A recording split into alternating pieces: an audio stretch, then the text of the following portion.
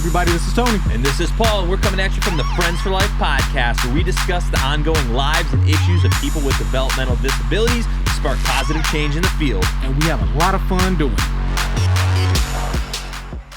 Hey everybody, welcome back to the Friends for Life podcast. Thanks for tuning back in, and I hope you're having a great new year. I know there's some things going on in the world that are getting people a little scared, but you know, it's the way things are now, and it is what it is. But you know, today we're back in the studio for the first time in a while, and it's just Tony and myself kicking it old school. So Tony, what's up? I need a haircut. You do need a haircut. Dude, you look like you've been trapped in isolation for a few weeks. I have, man. Dude, I missed my family. Like holiday times, you know, you're not really thinking about work the same, I would say, you know, at least in my standpoint. And once, you know, my family had some sicknesses for a couple of weeks and stuff, and quarantining myself away from those sicknesses, I was lonely. Could imagine, yeah. Like we got to spend time Christmas, and we spent time New Year's Eve into the New Year day, and we were outside. But it was beautiful that day, you know, here in Toledo. But yeah, man, I have some scissors here. I can cut your hair. I ain't scared.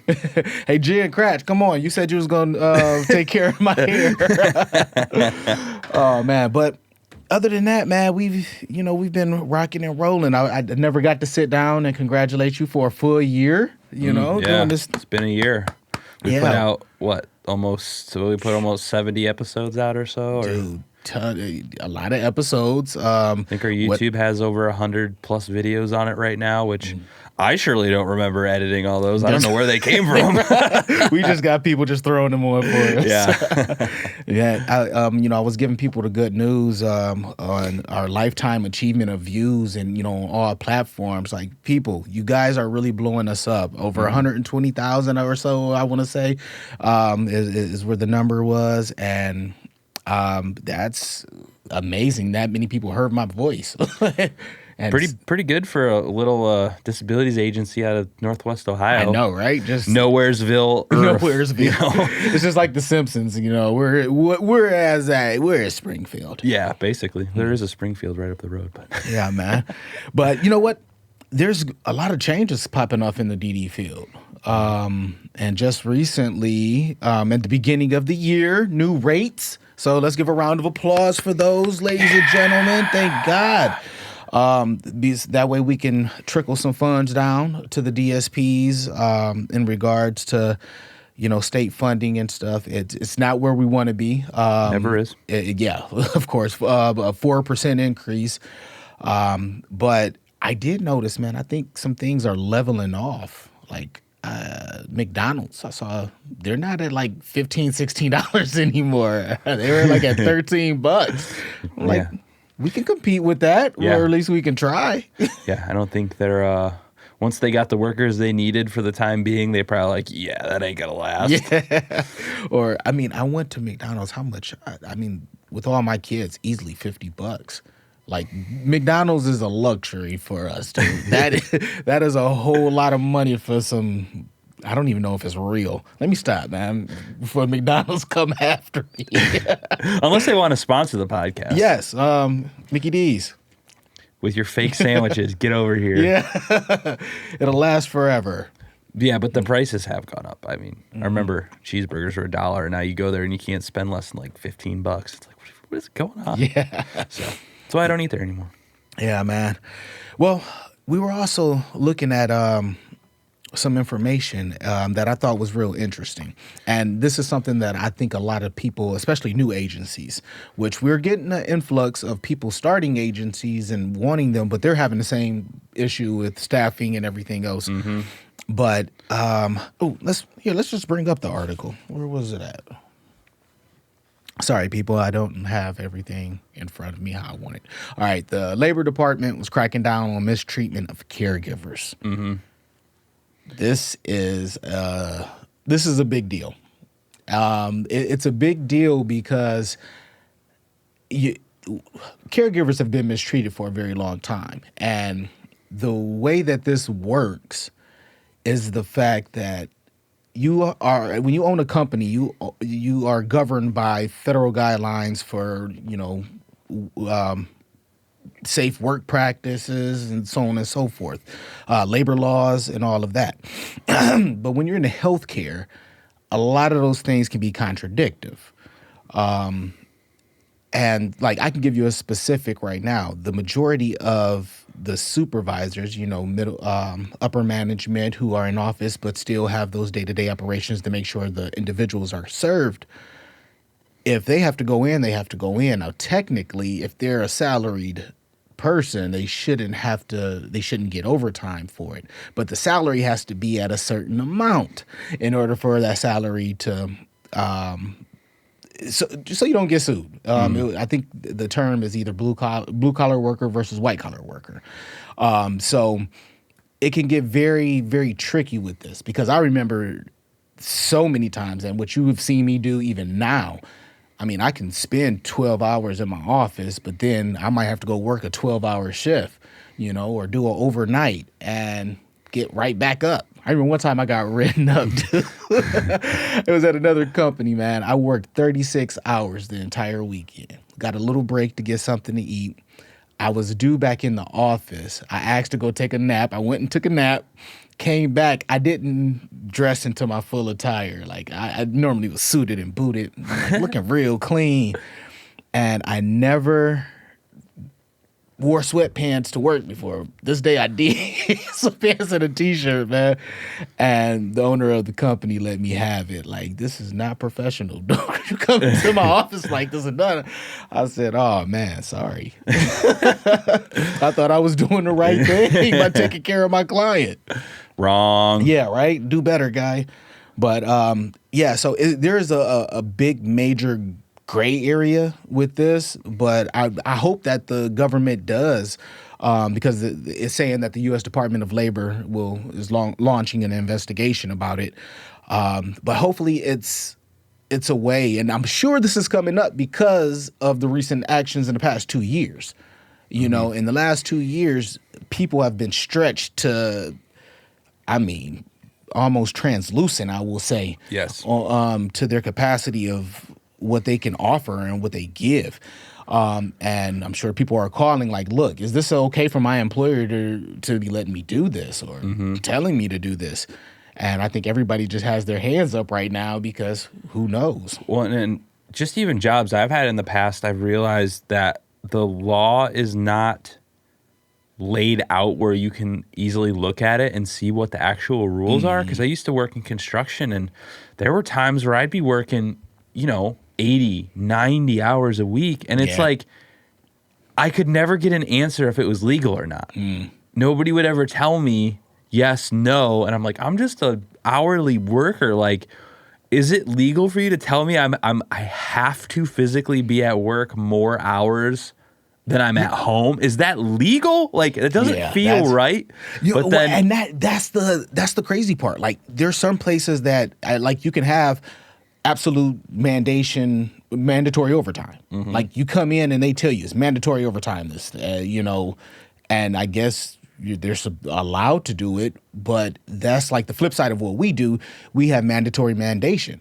No matter what the scenario, if we have a client that needs 24-hour care, no matter what, somebody needs to be there. If your relief doesn't come in, you are not supposed to leave. If you do leave, you are neglecting the service to that individual, and we'll report it in a minute because it is what it is. Now, do I understand that you may have to go pick up your child from daycare? Yes. I understand you may have a ailing family member at home? Yes. But it's still the responsibility that's on us as healthcare workers and DSPs. Yeah, it's just so difficult to understand because, like, the whole point I was getting at is, like, there isn't really anywhere to just look this up and get a clear answer. If there was a place where people could go and get a clear look at the law and say this is black and white what it is, I think it would serve a lot of people better. But that, like, if you go on the the labor laws website and look this up. It's just vague wording, Yeah, and there's buried in pages and pages and pages. So I feel the pain because like that's like if you own your business, you're tied to that. Like you work as many hours as you need to work to make sure the business stays afloat. But like as a hired employee, it's a different ball game. Like there are laws that say I think I don't know what the laws. I'm gonna shut up because I don't really know what the laws are. But yeah, man, it is definitely something, and you know, it can be frustrating for employees as well when they don't know what's right and wrong. Like they just want to answer. So yeah, it is difficult. But I don't know if there's anything else you wanted to talk about. But there's kind of before we started the podcast, both kind of talking about some life topics and something that's been on my mind a lot lately is accountability. That word keeps coming back to me, and it's very interesting in these times. Like, and that's, I mean, you can say that with any generation as well. Like, oh, back in my times and these times, and but I'm just watching things unfold as they are. There seems to be like a growing lack of accountability where this is from my own personal viewpoint. I'm seeing people blaming everything else on other people. And I personally have been on the exact opposite path for a few years now of learning to turn the blame into myself because I can only control what I'm doing. I can't control what you do. I can't control what happens if this recording system shuts down. I have no control over that. And I can only control the things that affect, like not even affect me, that I can affect, essentially. Like I can only control if I'm here on time when you need me to be. I can control that. I can control whether I wake up on time, or I can control whether I get the podcast on time. Those are all things that I can control. Everything else has nothing to do with me. And to me, that's what accountability is. Dude. And I think like, I don't know, it's easy to generalize because everybody's living their own life, but I just see a lot of people blaming other people for situations. Like you can put that with anything. You could say, X employer is making my life hell by doing this. And it's like, okay, but have you taken steps to change that then? Yes. Have you taken a step to change yourself to be in a new career, in a capacity where people would want to hire you? Have you changed yourself? Have you looked inward to be where you think like I deserve this raise? Yeah. And if you're complaining about your manager every day for months on months, and you never come in and say, "Hey, how can we fix this?" That is, it's like I want people to get this thing out of their head. I've seen a lot of people get this misconception that just because someone's in a managerial or a supervisor position does not make them a robot or, a saint. You know, these are human beings who have the same type of problems that you may have. Family, emotions, instability in life. Dealing with your negative outlooks, and it's so interesting that you say that because I have a team problem that's kind of dealing in that factor. There's this one particular person that never has managed anything in his life, never has been a supervisor, never has taken any initiative to grow, learn, or educate themselves in this field of work long enough or more enough to actually excel. But anytime that this person sees an issue with what the supervisor has pointed out or is saying to do, why? Oh, she ain't do that. Why don't you do that? That ain't my job. Like, there's all these. It's always this back and forth versus okay, where's our collaboration? Where's our working together? And that shit pisses me off because we here in this company. I mean, anybody who knows me, everybody at Friends for Life, can look at these podcasts and know how I feel about collaboration, accountability, and education. Mm-hmm. Like, I don't want you just coming here to just sit around and do the same thing for 5 years. Speaking of, we've been around 5 years. we've changed each and every year as we will continue. We will progress and change. And like you're going to see me change, Paul, I know you're going to change. But yeah, back to what you're saying, man, accountability. Come on, folks. Let's be accountable to each other. And it's just a factor of the thing that makes accountability so hard, even for me who won't shut the heck up about it. It's not fun. That's the problem with accountability. Is it takes a lot. I will say a lot of balls or whatever. I don't know the correct term to use off the top of my head right now. It's the only one I have. It takes a lot of that to tell yourself to shut up and like think about this, because I get stressed often. Like I'm in this situation right now where I'm like with someone who's like making my life stressful, and it's all outside of my control. Yeah. But I get upset and aggravated with with how they act, because I just don't think it's professional in the scenario. It's vagueness is key here, but like Gotcha. But like I said, I don't have any control over the way this person acts. So I have to turn into myself and say, okay, that's fine. They're not going to change.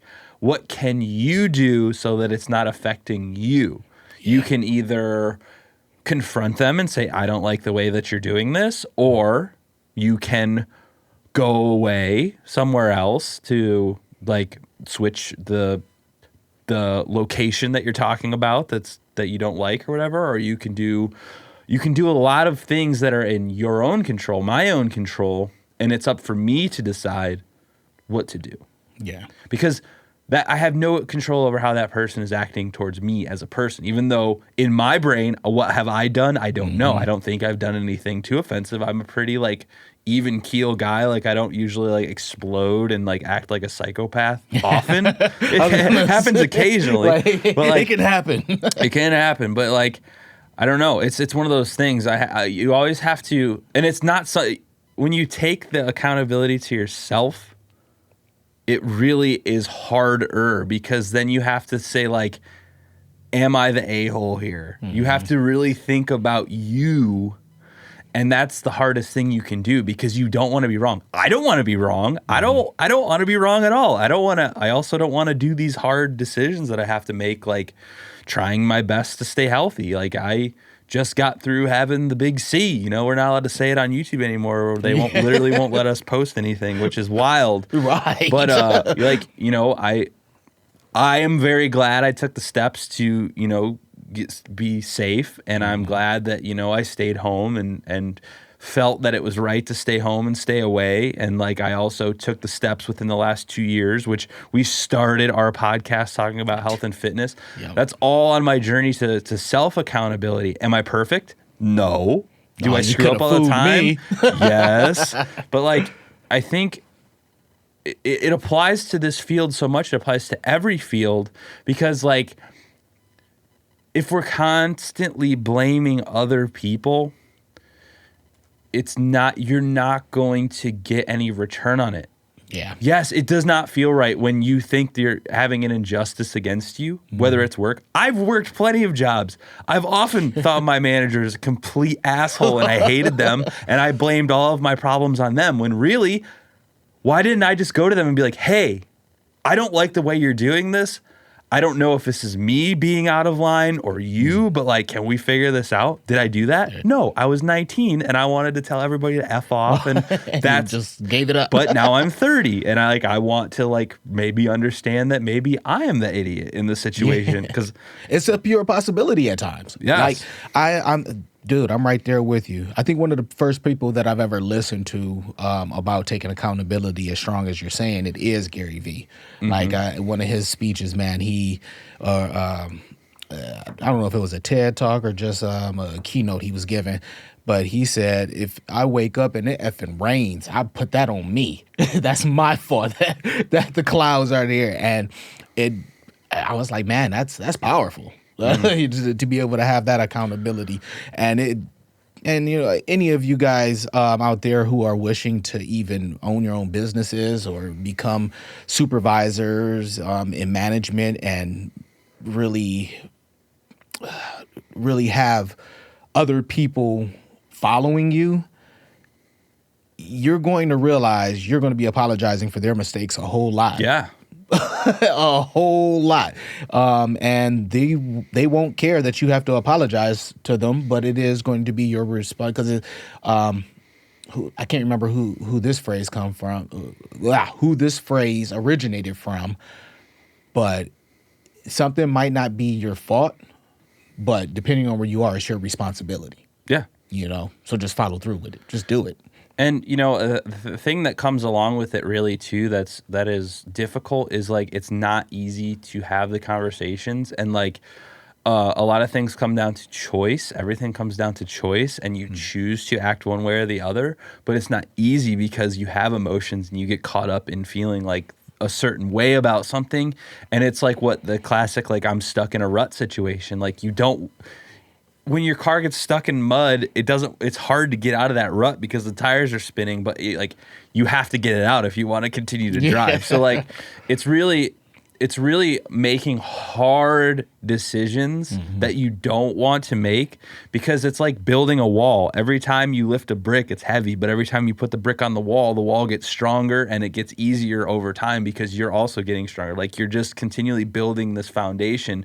And then over time, you're like, oh, what was hard 3 years ago, I looked inward and said, oh my gosh, I'm at fault here. You built that foundation so much that people can come at you all day long and be like, you're a piece of crap. Everything you do is wrong, and I hate you. And you can say, all right, well, have a good one, buddy. I hope you have a great day. Like, I don't really care. Man. So it's just building that foundation. And the whole point of it is not easy. And the reason that this accountability thing started with me years ago is I see people they're always making the easy decision when they need to be making the hard decision. And the easy decision I'm saying is giving up rather than saying, okay, today I'm going to try and just tackle this. I'll just do it tomorrow. I'll just do it tomorrow. If that's how I operated every day of my life, this weekly podcast would never make it out the door because it just takes so much time and effort and work to just to get it on YouTube by Saturday morning. Like it's a lot of effort. So like, you just continue, but now it's not that hard because I've done it every day for a year straight. That's what I do. I have my work down. It's not as stressful as it was. And like now I do it all the time, and it's easy for me because that's what I do. Like, you know what I'm saying? So repetition, making hard choices is really important. And that directly relates to working in the DD field, because you always have to make hard decisions. You're going to be wrong sometimes. You're going to get written up probably, but you have to make hard decisions. And maybe the hard decision is that the DD field's not for you. That's a hard decision as well. Hey, we're going to snap on that one. That was poetry right there. You're right. I mean, it's definitely a choice that a lot of people have to make, and make it very soon, because you need to start your skills somewhere. And if it's not in this, which we try to tell people, this lane of work, you have so many options. You can be a professional in anything of it, and you can teach others. I'm a podcaster in the DD field, for gosh sake. Like, this is literally unlimited if you're willing to put yourself in those uncomfortable positions. Hey, I'm about to get a new job as a manager, though, somewhere else. Okay. Thinking about going to Nike so I can tell my employees, just do it. That was so awful.